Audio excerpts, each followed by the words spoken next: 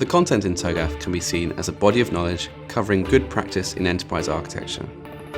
This body of knowledge is organised to help in the everyday routines of enterprise architects.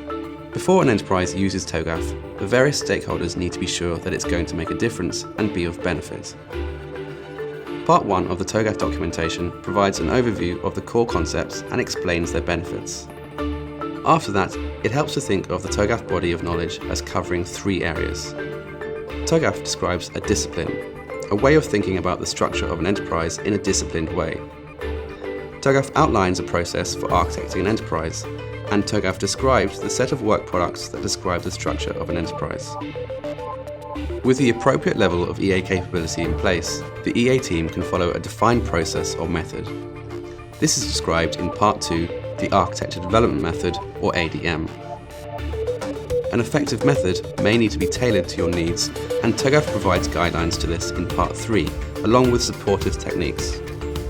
The process produces work products, and these are described in Part 4, the Architecture Content Framework. Content needs to be stored and analysed using tools, and these are described in Part 5, along with the Enterprise Continuum, which is a way to leverage generic architectures and reference materials. Part 6 describes the TOGAF reference models, supporting this idea of reusing generic architectures and solutions. The enterprise needs to have in place the necessary organisation structure, processes, skills, roles and responsibilities to set up and operate an architecture function.